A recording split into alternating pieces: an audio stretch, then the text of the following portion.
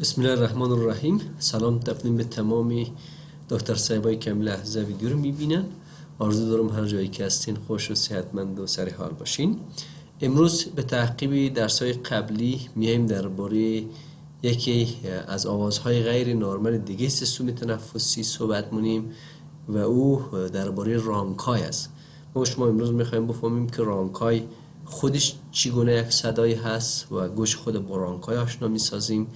بعد این رانکای در کدام امراض به وجود میاد و ما شما علتهایی که باعث به وجود آمدن رانکای میشه دربارش صحبت مونیم. متوجه باشین که اول وقتی خود رانکای میخواین بفهمین که چگونه یک صدای، رانکای خودش یک صدای موزیکاله، یک صدای موزیکالی که اکثرا در اثر تنگ شدن خود مجرای تنفسی یا narrowing of the bronchus ها کسی به وجود میاد. این زمانی که قصبات یا اونمو مجرای هوایی بینو به هر دلیل تنگ شوه، اینوی تنگ شدنی مجرای تنفسی یا اونمو طرق هوایی باعث میشه که در زمان عبور هوا از داخل مجرای تنگ شده یک نوع صدای خاص رو تولید بکنه که ما شما به اینمی صدای خاص چی میگیم؟ میگیم رانکای. متوجه باشین این رانکای میتونه صدایش های پیچ باشه، میتونه متوسط یا میدیم باشه، یا میتونه لا پیچ یا تنینش پایین باشه، یعنی لا پیچ باشه. این نظر به منشه خود اینمی بندیش یا منشه اینمی تنگ شدنه. هر قدر که خود اونمو طرق هوایی کوچک تنگ شوه، تنین صدا بلنده. یعنی مثلا هر قدری که نزدیک به ترمینال برانشیول ها مسابقه تنگ شدن یا بندی شوه، این صداها اکثرا بلنده. ولی هر قدری که اینمی صدا از یک مجرای بزرگ، از یک قصبی بزرگ منشأ بگیره، اکثرا تنینشون کوچکه. مثلا اگر از تراخیا منشأ بگیره، تنینش چه کمتر پایینتر نظر به یکی از برانکس ها منشأ بگیره. اگر شما قسمت های دیستال و پروگزیمال در نظر بگیرید، هر قدر که از قسمت های دیستال منشأ بگیره صدا های پیچ، هر قدر که از قسمت های پروگزیمال منشأ بگیره این چی است؟ لا پیچ است. میبینید در اینجا ما چی است؟ صدا را بر شما پلی میکنم، شما اولی صدا رو بشنوین و بعد درباره این صدا باز بیشتر صحبت میکنیم. ببینید این صدا رو شما اول بشنوین.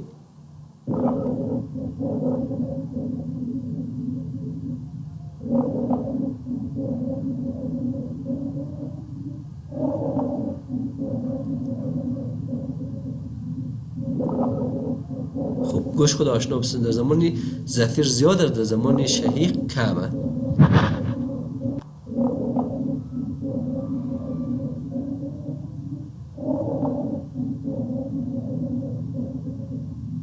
وقتی انسپایرشن و اکسپایرشن مقایسه کنین، در زمان اکسپایرشن صدا بلنده، های پیچ، در زمان انسپایرشن صداش پایین تره.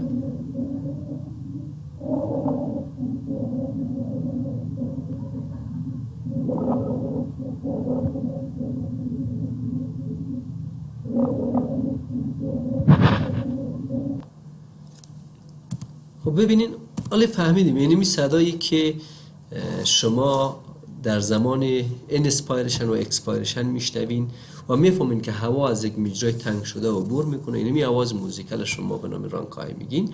پس رانکای را کسی شما پرسان که آیا در زمان اکسپایرشن بلنده یا در زمان انسپایرشن خوب شنیده میشه، شما میگین این در زمان اکسپایرشن یا در زمان زفیر یا در زمان بازدم خوبتر شنیده میشه نظر به زمان انسپایرشن یا زمان شهیق میگن در عربی و دم در زمان فارسی میگن، نظر به اون زمانی بیشتر شنیده میشه.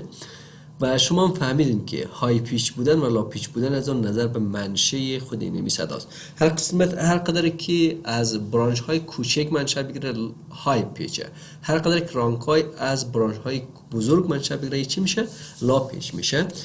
اکثرش سوال مطرح شده که خب این تنگ شدن یا ناروینگ قصبات اکثرا از باعث چیه؟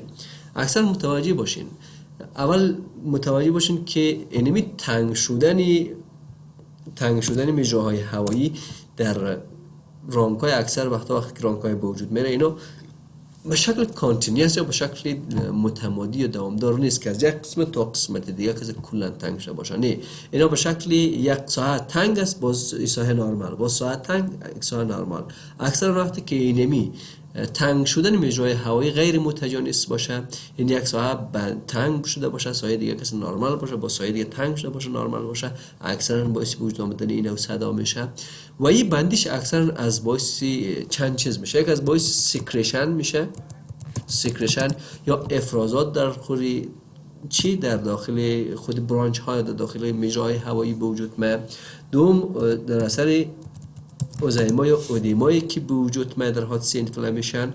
و دیگه تقبض خود عضله برانچ ها، خودی مسلز کانسترکشن یا در اثر تقلص خود اینمی عضلاتی که اطراف برانچ ها را چیز حلقه کرده، در اثر تقلص از اینا چی میشه؟ اینمی برانچ یا اینمی قصبه تنگ میشه و در اثر تنگ شدن از چی میشه؟ اینمی صدا یا رانکای چی میشه؟ تولید میشه. از این خاطر اگه شما علتی تنگ شدن طرق تنفسی رو پرسان کنید که چرا طرق تنفسی تنگ میشه، شما میگین از باعث افرازات، از باعث اوزایما و از باعث مسلز کانسترکشن باعث میشه که اونمو قصبه چی شود؟ تنگ شود.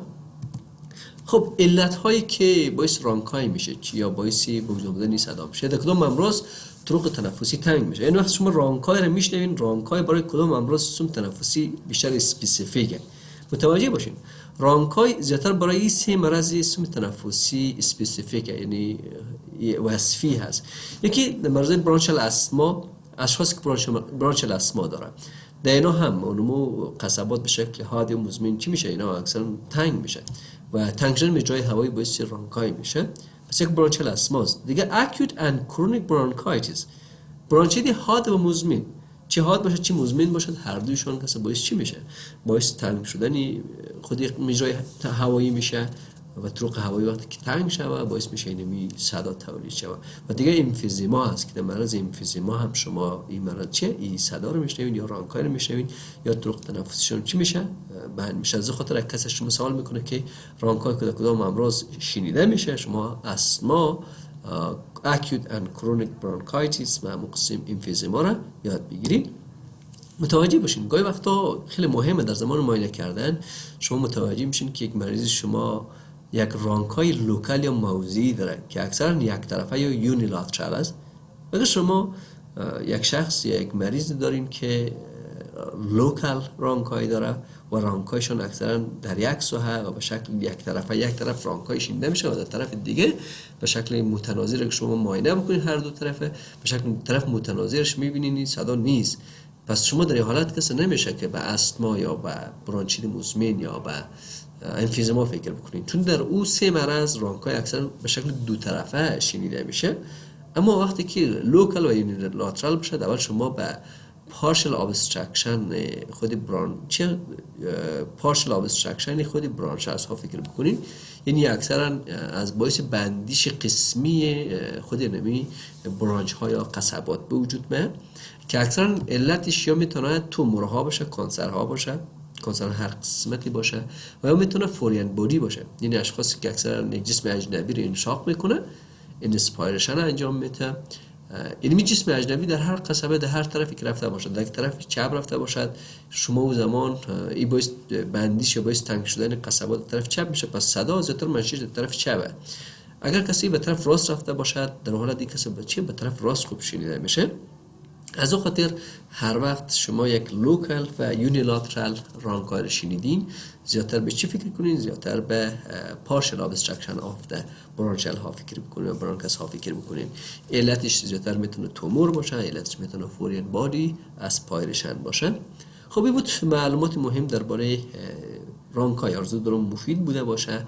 یادتون نره اگر این ویدیوها براتون مفیده حتما شما فیدبک برای من ارائه بکنین، زیر ویدیوها کامنت بکنین، موضوعاتی که میخواین دربارش صحبت شود دربارش اونا رو کامنت بکنین. من قرار فرصت کل از را چه دربارش صحبت خواهد کردم. یادتون نره من ویدیوهای قبلی اکثرا با ویدیوهایی که جدیدا ساخته میشه ارتباط داره. من لینک ویدیوهای مرتبط به هم را در قسمت دیسکریپشن این ویدیو میگذارم و شما حتما اونا را ببینید. بازم خوش و موفق و سر حال باشین.